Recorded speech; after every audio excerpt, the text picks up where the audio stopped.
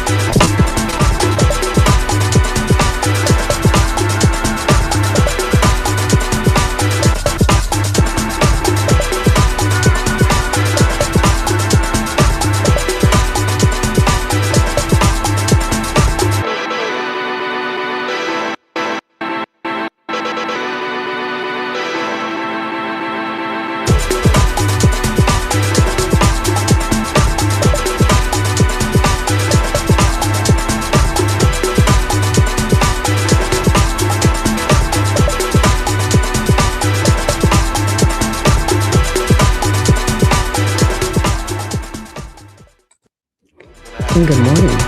Oops. Sorry, guys. Good morning and welcome to Unfiltered Vision News, bringing you the news unfiltered Monday through Friday at 7 a.m. So thank you guys so much for joining me here on this recap Monday. So let's start with honoring God with our body. God, please guard our mind and our thoughts. God, help me to fix my thoughts on what is true and honorable and right and pure and lovely and admirable. So I will think about things that are excellent and worthy of praise.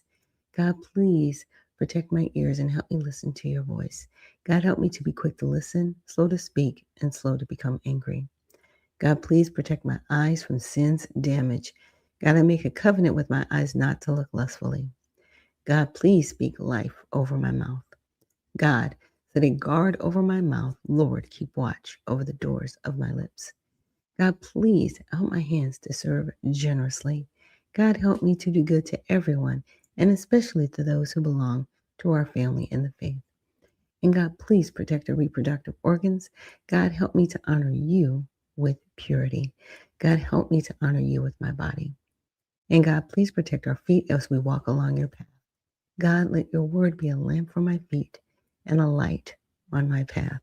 And if that's the first time you're joining us this morning here on Unfiltered Vision News, that is where I like to start out with honoring God with our bodies. Sometimes I might start out with a scripture. And actually, speaking of scriptures, last week, of course, I was having my quiet time and I was like, you know what? This is an interesting piece of scripture. I'm going to go back to it. Bear with me just a second. I'm not going to put it on the screen. I'm just going to go back to it. But it was Friday during my quiet time, during my time with God. And I was just like, wow, that's really intense. I would never look at it that way. But it's Proverbs 18:2. And it says, fools find no pleasure in understanding, but delight in airing their own opinions. And I was like, wow, that's kind of where we're at right now. There are a lot of people that really don't care if they understand. They just want to have an opinion. It's not about understanding. It's not about fixing anything. It's not about being helpful. They just want to make noise. And that's one of the things that we need to be very aware of, that there are people out there that just want to make noise. They don't really want to solve anything. They don't want to fix anything. They don't care like that. They just want to air their opinions. So I want us to keep that in mind. Now we're going to start with X and just looking at some of the highlights. So it says thousands march in Dearborn for an annual Ashura procession. So I did block out this one so you guys could see. So these individuals, as far as the eye can see, right, are Muslim and they practice the religion of Islam. And it says terrifying. Dearborn, Michigan just went maximum Islam, flooding the streets and making clear they're here to conquer, not assimilate. This is why Islam needs to be repealed. Islamist flags waving. They don't want to. They want to end the West. Now, going back to the synopsis,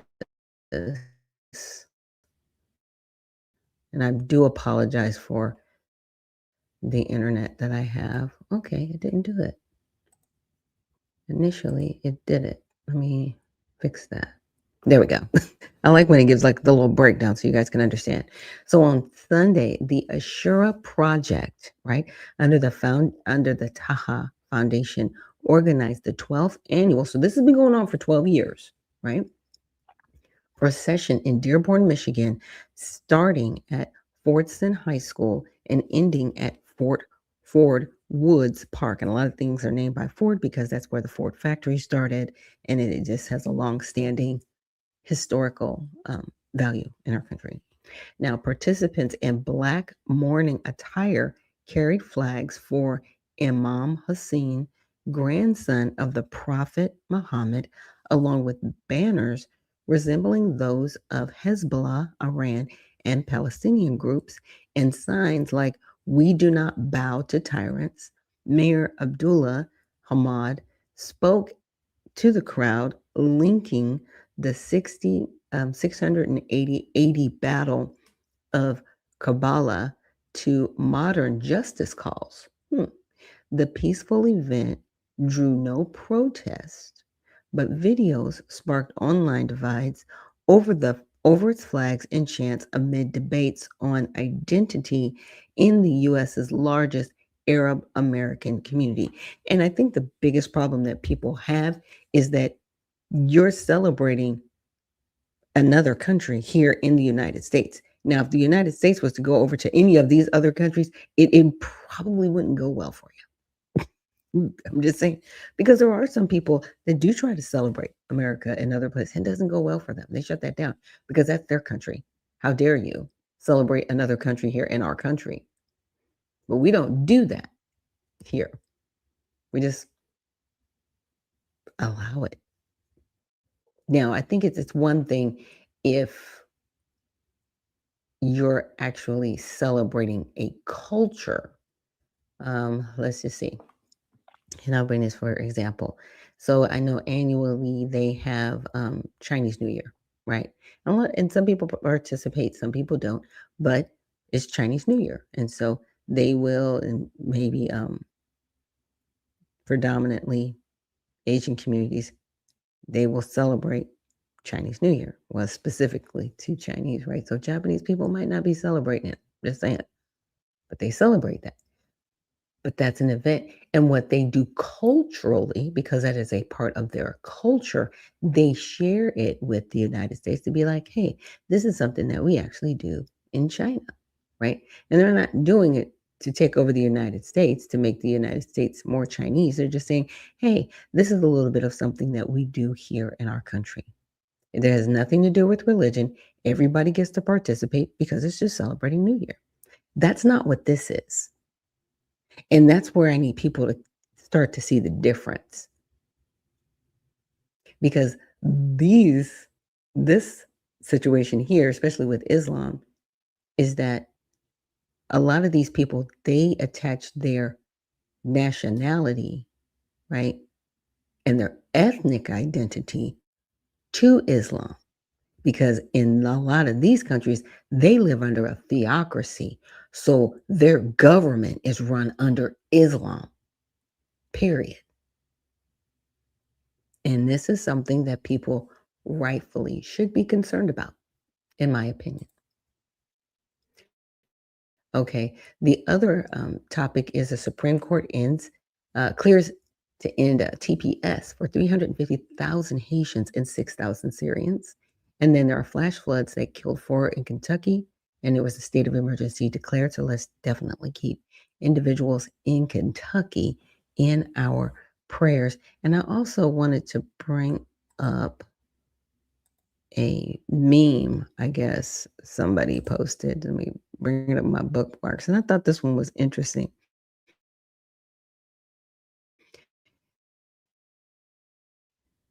So Socialism 101, straight from the instructor himself.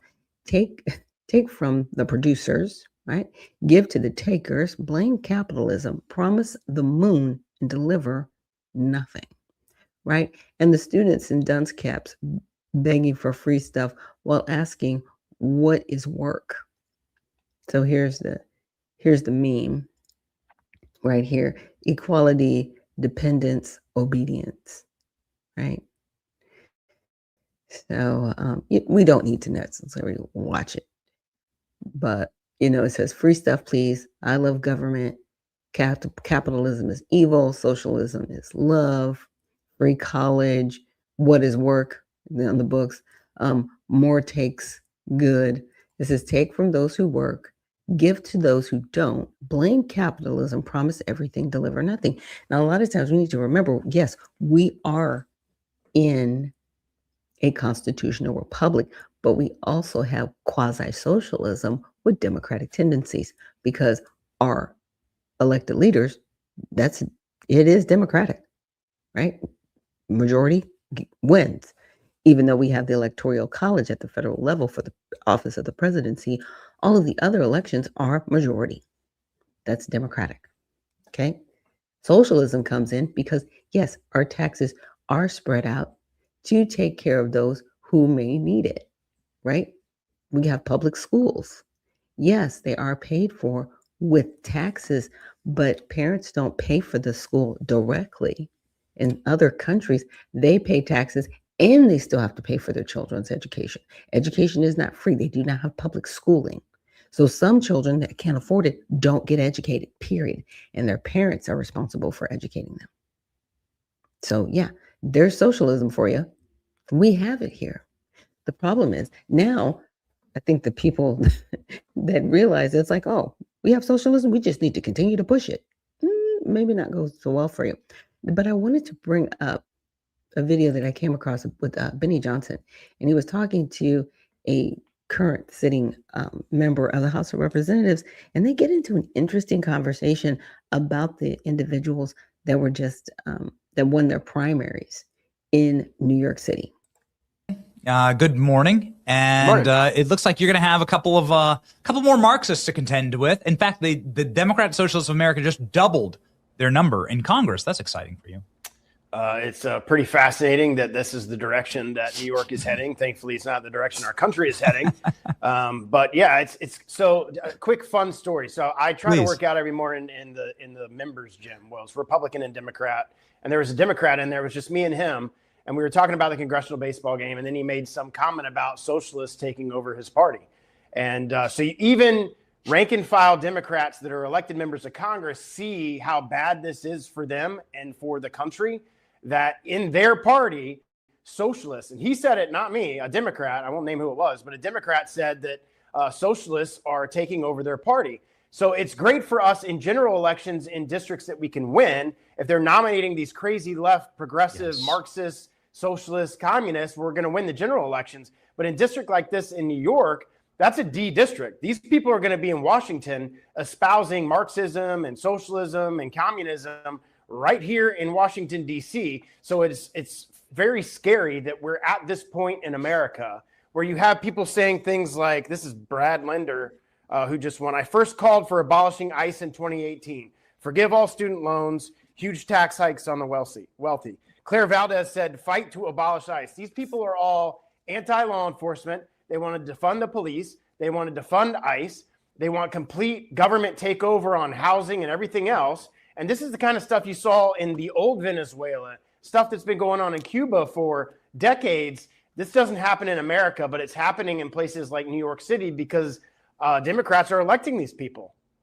So I have a pressing question about the oath of office. And it's an oath of office that you've taken now multiple times, and you promised to protect America. And one of the Democrats that won last night, Chavalier is her last name. I don't know exactly how to say it, but she's going to represent New York's 13th congressional district.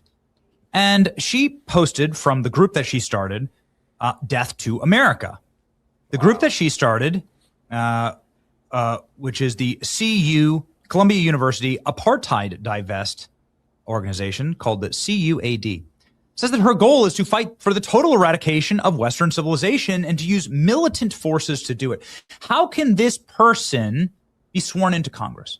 Well, if they refuse to swear an oath to uphold and defend the Constitution of the United States, which we are required to do as members of Congress, they should not be seated in the 200 and what will be 19th, I think, 119th Congress, the next Congress when we swear in. So when we have the elections in November, we don't swear in until January. Every member of Congress has to swear an oath to protect and uphold the Constitution of the United States. If she's refusing to do that, then she should not be seated. And if we have to pass rules, I think we should pass a rule.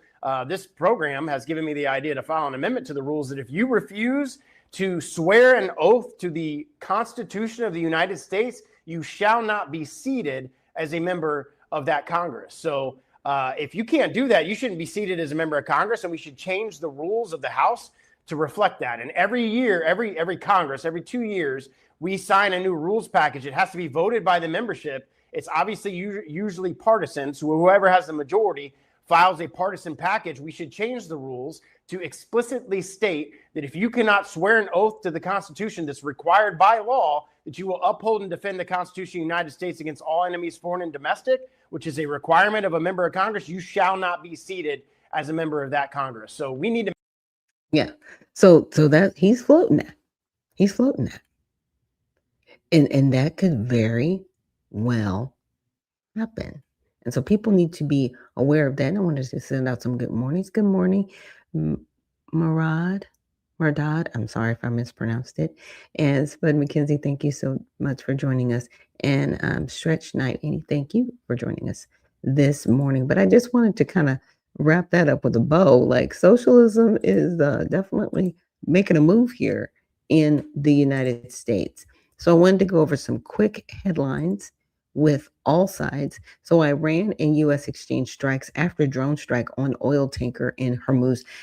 Are we ever going to get this done? I mean, it's just nonsense over there right now. U.S., Israel, and Lebanon reach framework amid this disarming framework amid at disarming Hezbollah. Maybe we'll get there. But Israel, I don't think they really want peace. They want takeover. They don't want peace. So in my opinion, they've just proven that, because every time there's a peace agreement, they start bombing people and start messing with stuff. If it's not Lebanon, they're going to mess with people in Gaza. If it's not Gaza, they're going to mess with somebody somewhere else. It is constant. It's constant. They do not, in my opinion, at this juncture, they don't want peace because they haven't shown it. Now, people out there can get mad all they want to. I see what you're doing. And your actions do not say that you really want peace. It doesn't. But then you want to blame everybody. Like everybody's attacking us because you're attacking other people. Like, what are we doing here? What are we doing? Stop it. Heat wave stokes partisan debate on air conditioning in Europe. Their stuff is controlled. New York primary show Mandani's expanding influence, and his influence is expanding, and people think they're going to get free stuff. But it's interesting because they never talk about the people and show the dissent in New York. People have been calling for his recall since May. He just got there. We're in the 6th month, not 6 years, 6 months, and people have been calling for his resignation. Okay. But somehow he is the darling of those who in the Democratic Party. And Democrats, I'm like, even James Cargill's like, I don't like it. He goes, we need a divorce. Now, when James Cargill starts talking about a divorce, it's pretty serious. It's pretty serious. SCOTUS rules in favor of Roundup weed killer. Outlets highlight Maha dissent. So I'll have to get into that maybe tomorrow on our Tell It All Tuesday. So what does the rise of socialist candidates mean for the Democratic Party? I was just talking about that. It's crazy. And then Post General confirms USPS will not send mail ballots to states not in compliance. I think we went over that last week. So that is our a little bit of our overall news on all sides. Now, I wanted to get into this next one. Now, this is about temporary status. I wanted to show a video with Debbie Wasserman Schultz and what she's talking about in regard to Haiti from the floor of the House of Representatives. Complete collapse. Criminal gangs control much of the capital. Families face kidnappings, extortion, hunger, and violence. The United States is actively supporting a multinational peacekeeping mission there. It is impossible to argue that Haiti is dangerous enough to send in a security force, but safe enough to send back Haitian families who've built their lives here. Meanwhile, Venezuelans face a brutal dictatorship, repression, political imprisonment, and economic devastation. And don't be deluded into believing that all of those things aren't still true, despite what Donald Trump says. Many fled the Maduro regime because they believed in freedom and democracy. People who returned there from America have been tortured, interrogated, and robbed by the secret police. Sending Venezuelans back into the arms of the same brutal regime they once escaped, which is now financially backed and diplomatically recognized by the Trump administration, which is appalling, is deeply cruel. The Trump administration wants to pretend this is about public safety. It is not. 2 out of every 3 immigrants impacted by Trump's policies have legal status.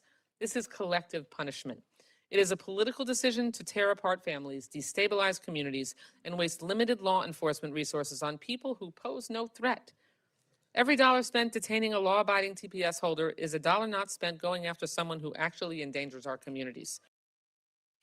Okay, so that's Debbie Wasserman Schultz. So right now she's trying to fight for a seat in the 20th district that was created, and it's a little bit of a battle because there are those trying to play the race game. And it's interesting because I'm not even sure if they are American Negroes, right? They may be from other countries. They're melanated, but they're not black. Okay, so let's just get that right. Let's just get that straight. Delineation is real, and we'll get to that in a second. But I wanted to look a little bit at Haiti because everybody really cries about Haiti, and I'm not saying that we shouldn't feel sorry for them, right? Because it's bad. But I just wanted to ask the question. Has Haiti gotten better or worse since the involvement of the Clinton Foundation, right? And I put her video in there. So Haiti has gotten significantly worse overall since the Clinton Foundation's major involvement post 2010 earthquake, despite some limited positive projects. Okay, so we all know they went over there and they were just like, we're going to help build up Haiti. It's worse than it was before they got there. Okay, so it killed roughly 220,000 to displace 1.5 million and caused damage, losses, all these things, right? So this overlap with the U.S. government's efforts and billions in international aid. So it goes through, economy, poverty, security and governance, broader conditions. Now the Clinton Foundation's, its mixed results often criticized because were they supposed to be the superheroes going, and we're just going to change Haiti altogether? No, they were at least supposed to be a little bit of a catalyst to help, right? Because Haiti needs to be responsible for Haiti. Now, this company that went in called Caracol, which is a Korean garment factory, they promised 65,000 jobs, but they delivered maybe 8,000 to 15,000. Displaced farmer land issues. So there was a lot going on. And why it's worse overall, Haiti's problems are deep rooted, right?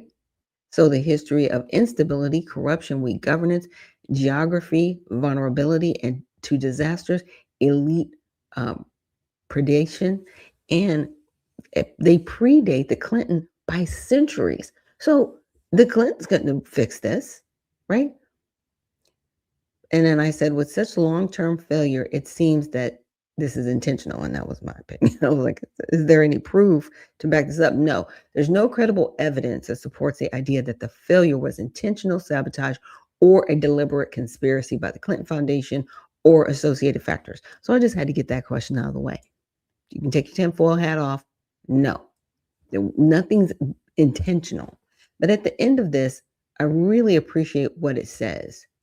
It says the reality is failures stem from incentives, short-term donor metrics, elite prediction, and weak state capacity and complexity, not a master plan. So fixing Haiti requires Haitian-led institutional reform, security, and realistic expectations.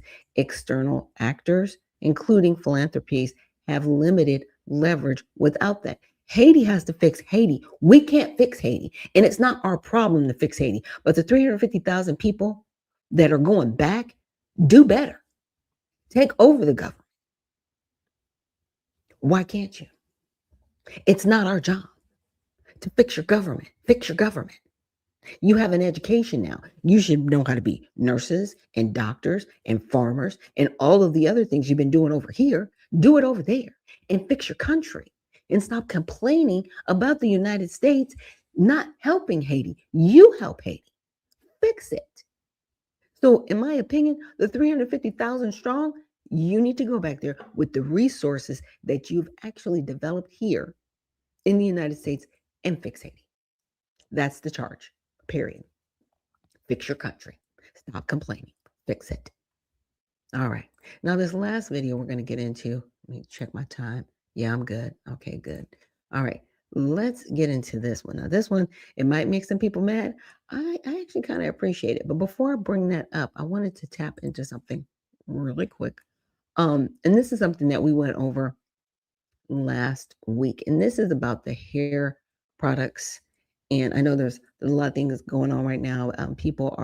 They have a ban on particular businesses right now, especially within the Black American community. And Black Americans are like, we're not buying from you anymore. You don't respect us as a customer. And that's really what it's coming back to. It's not a hate thing, not at all. It's respect for your customer. You don't respect us as customers to the point where the products they're causing cancer and they're causing harm, and I've used some of these products over the years, right? Thank God I don't have cancer, right? Thank God I don't have other things, but fibroids, that's something that I had to deal with. Was that the hair products? Was that by nature? Like, I don't know, because I was using these products.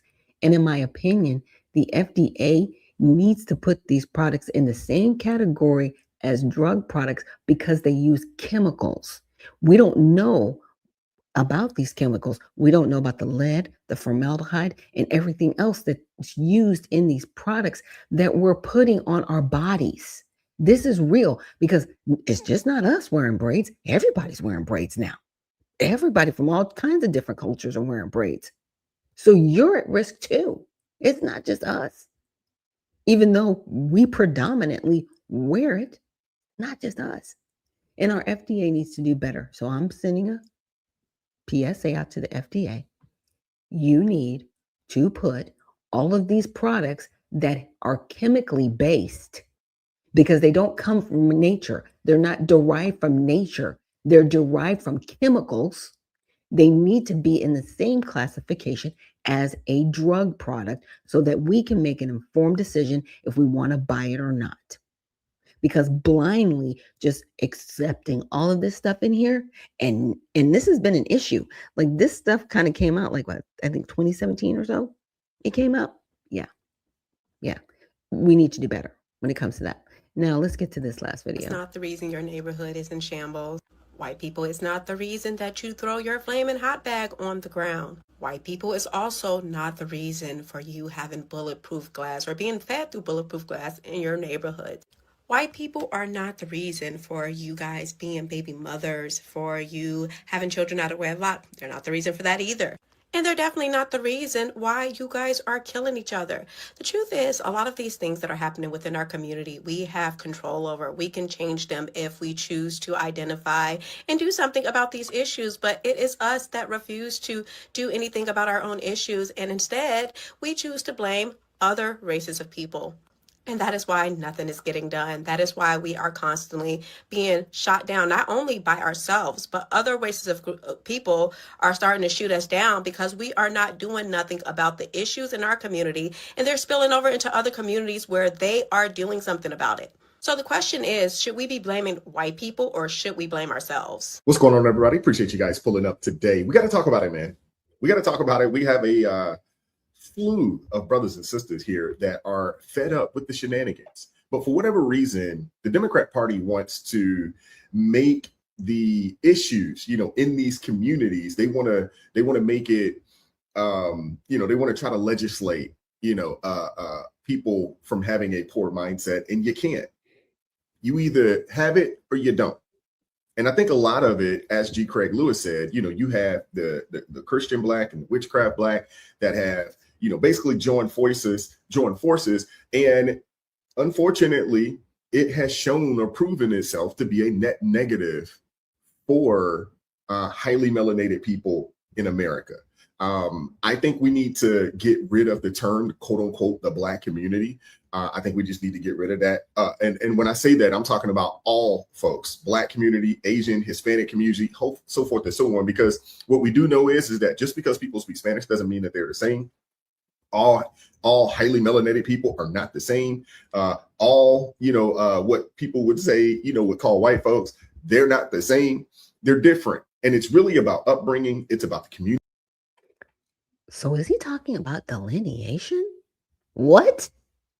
Yeah, we've been talking about that for a minute. That people need to stand on their square of who they are and be respectful, period. I think that's what he's saying.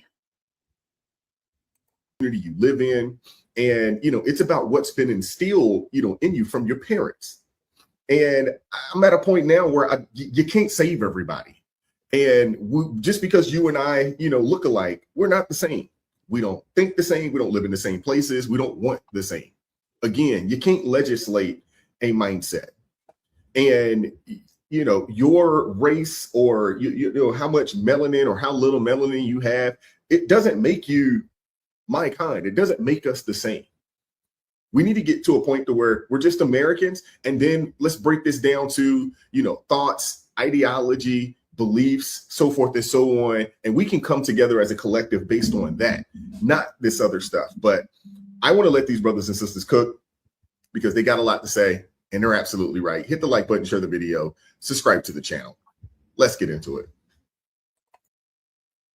Darren, before I get to Anton, who do you hold most culpable for the state of affairs involving Black America at this point in time? I think it's a combination of a lot of different things, but it's a confluence of the lack of leadership on the federal level, starting with President Trump. And then I think the second part of it is that we've got to be more emboldened to hold the elected officials accountable. A lot of the issues in these communities have been going on for a very long time. Not to mention all of these communities that this dude is discussing, they're all led by Democrats. And that's what people like this guy, Theron Johnson, who is a staunch Democrat, and he's played a pivotal role in a multitude of campaigns and administrations, to include the Barack Obama administration, to come out here and say that what's going on, in these communities is Trump's fault is so disingenuous. But that is all Democrats had. Brandon Johnson said the same thing. They just had, a super bloody weekend, during Juneteenth last weekend. And the first thing out of Brandon Johnson's mouth is it's Trump's fault. Like, what are we talking about, man? This is so ridiculous. You can't just come in our communities and tell us things that we want to hear. We got to make sure that when we elect you, particularly Black women, who is the backbone of the Democratic Party, we got to make sure that we hold them accountable, and not just Democrats. We got to get into those rooms with Republicans too, and don't let them off the hook. So I think it's a confluence of a lack of leadership on the federal and state level, but also making sure we hold our Black leaders more accountable to make sure that they deliver on what they promised us. We need to stop this. And this Black leader stuff, stop it. Those folks that get in these positions, they're there for themselves, to fatten their own coffers and to push whatever agenda that they've been told to push by whoever it is that has filled up their coffers and put the battery in their back. Stop this. The Congressional Black Caucus has been a net negative. And to be honest with you, I think they need to get rid of it. I think they need to get rid of all of these caucuses. Any of them that's based on race, get rid of all of them. Anton, when I would ask you the same question, what do you believe the state of Black America to be at this particular moment in time? Who do you hold most culpable for it? I'm not sure exactly what he means by fluid. And I'm assuming that he defined that based off of the different parameters by which he spoke about the Black community. However, I think I agree with him, except for I would describe it as in shambles. Worse off than we've ever been, freer than we've ever been. And the fact that we're willing to blame Trump, although we've had decades of opportunities, Black cities, you look at some of the blackest cities in the United States of America, Memphis, for example, is in shambles and they needed Trump's help. And I think that there's a lack of accountability and victimhood. And as long as we continue to promote that it's somebody else's fault, you know, I was looking at Juneteenth in Chicago, right? And you had over 7 people killed and 36 people shot. And while we were focusing on whether or not Asians and white people, whether it's Carmelo Anthony or Cyrus Carmack, is responsible and if they should go to jail or not, in every city across America, especially where predominantly Black people live, you don't have to kill each other, but there's drive-bys and there were over 113 shell casings where 12 people were shot on Juneteenth itself. And so when I look at the state of the Black community, it has nothing to do with the political landscape. It has everything to do with self-accountability, regardless of whether or not you're picking the right curriculum, if you want to go to college or you want to go to community college. Healthcare, I don't think that we're concerned about it. Self-care, I don't think that we're concerned about it. And more importantly, I think that we're more concerned about self-care with regard to promoting ourselves and the culture that's the worst for us versus taking accountability for the state that we have ourselves in. We don't have to have children out of wedlock. We don't have to put ourselves at a disadvantage, and we don't have to have children in poverty. And we have more technological advantages as far as research and understanding of the past than we've ever had before. But for some reason, we're still worse off when we continue to vote the same way while requesting nothing from politicians and letting women lead us to the polls. And that is the direct result. You're seeing it transpire inside of the Black community. Man, Anton Daniel said a mouthful, but I can't disagree with anything that the brother said. He's absolutely right. Again, you can't legislate a mindset. Folks aren't forcing you to have multiple kids out of wedlock. Folks aren't telling you not to get married. Think about this, man. The least married, most children out of wedlock. If we could just change those things, if those things changed, communities would be better. You would see the median household income numbers go up. Because I know this is America. I'd like for us to live in a utopia where we're not concerned about race, but we live in America. And people like Theron Johnson and others, you know, in the Democrat Party wants to keep us stuck in looking at America through this racial lens when it's really not about that. But as my sister Crystal would say, it's really about the saved and unsaved. Those are the two races. Simple as that. I say it all the time. You either standing, you know, with the light or you standing in darkness. Simple as that. And once you decide to stand in the light and you start to live according to the word of God, and you start following his divine order, you can't help but be a success because the rules are tried and true. If you follow the instructions, you can't help but win. But you got people like Theron Johnson, one who will blame President Trump, who will also say, oh, we need more government to step in, to get involved to help this. No. These people need Jesus. Simple as that. Simple as that. Shout out to Anton Daniels. He was absolutely right here. I don't know. Yeah, and I'll leave the link so you guys can continue to watch the rest of the video from a righteous perspective. You know, some of the things I was just like, okay, talking about delineation, yeah, in the Black community, as definitely we need to be responsible for ourselves. But it all goes back to that proverb that I talked about at the beginning, right? Proverbs 18:2. Let me read it one more time. I was like, because it's very prevalent. It really, really is. I should have had it memorized in that way. I'd have to bring it up like this. But I just don't want to misquote it either. I don't want to paraphrase. I want to say it right. It says, fools find no pleasure in understanding, but delight in airing their own opinions. So does it come back to people being fools and airing their own opinions? Because they find no pleasure in understanding. Everything that they were saying, I couldn't disagree with. But nobody really wants to get an actual understanding of how we got here. Even though, to Anton's point, we have all the technology and all the research, because nobody really wants to say the truth. And the truth is, it is a lack of personal responsibility, and it is a reliance on government and not God.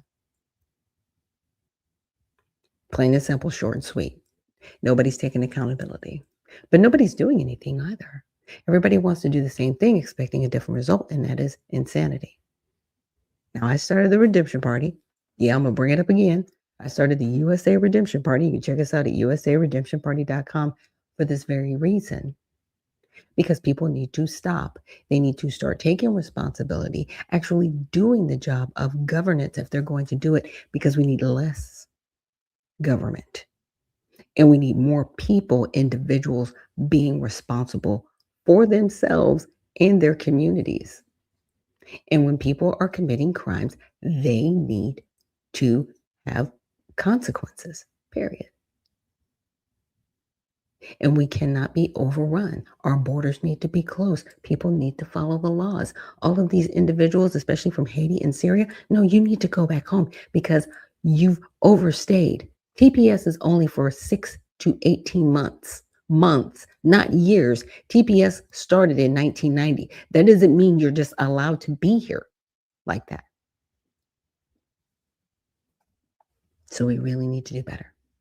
But thank you guys for joining me here on the Monday recap for Unfiltered Vision News.